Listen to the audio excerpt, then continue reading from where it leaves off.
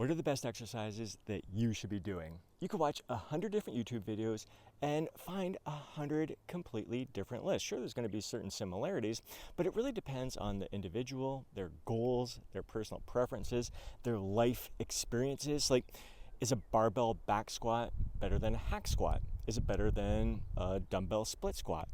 Is it better than a pistol squat? Again, depends on the person. Some people absolutely love barbell back squats, especially those who are in the strength athletics. It feels great to them to progress with heavier loads on the barbell back squat. And even some guys absolutely thrive from high rep barbell back squats. But for someone who may have had a lower back injury, even some knees that are bothering them, doing a hack squat can provide some support for their lower back. And some people actually find a better quad focused pump from the hack squat than they do a barbell back squat.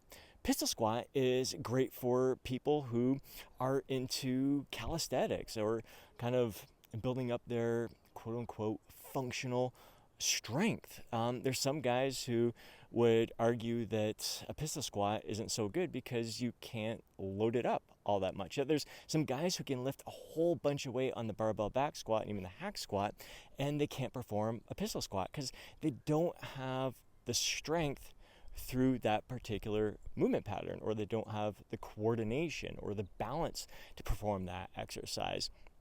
So in part, that's why they don't like it. They can't do it. But in part, they just have their own personal preferences. If you're a powerlifter and your goal is purely strength, it's likely that your best exercises are going to be the squat, deadlift, and bench press. If you're an Olympic lifter, it's likely going to be the snatch or the clean and jerk.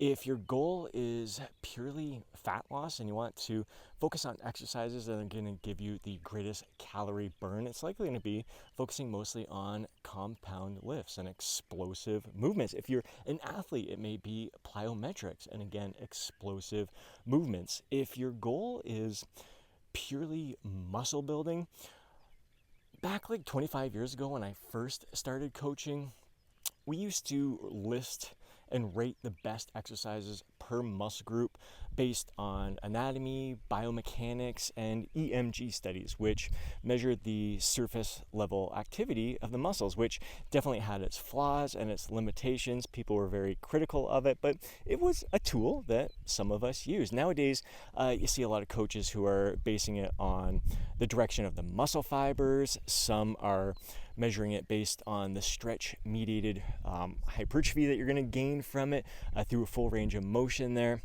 Some are going to focus on exercises that have you in a more stable position, like instead of doing a barbell row, doing a chest-supported row, where you eliminate the lower back and any other kind of supporting muscles, and you can focus solely on the back muscles, the upper back muscles, and your lats. There's going to be some people like, well, the barbell row is better because it's going to work more muscle groups, work more the stabilizers. So again, it really depends on who you ask. Basically, the best exercises for you are the ones that suit you best, and know that they can evolve over time, and you don't have to follow anyone else's best list. So do what feels great to you. Do what's going to support your goals in this moment. And again, know that your goals are going to change over time. For myself personally, it used to be solely building muscle, and now it's at a point where I'm basically training for life. Like, I want to move my best, feel my best, perform my best, and it's going to incorporate a variety of styles of training. There's going to be strength training, weight training, there's going to be body weight training, calisthenics, there's going to be yoga, there's going to be mobility, flexibility, there's going to be cardiovascular conditioning, there's going to be everything. Look at that freaking view. Like I said, I'm training for life. I'm 49 years young. I want to be doing stuff like this, hiking the trails in Maui for decades to come, gaining the most out of every single experience. That's really what life is all about. And I kind of think to myself, how I may have wasted some of those years obsessing over maximizing every ounce of muscle gains possible and obsessing over what were the best exercises, and instead should have just been focusing on feeling my best, moving my best, and just living life to the fullest. That truly is what it's all about. And that also goes for members of the Lose Fat, Get Jacked Inner Circle who are all following the same workout plan as I am each and every month. I encourage them to swap out exercises that may not feel best to them with exercises that do feel best to them and suit their individual needs and goals. I think it's great to have a plan to follow and exercises to progress with over time, but if you're following a workout plan, never be afraid to make it your own.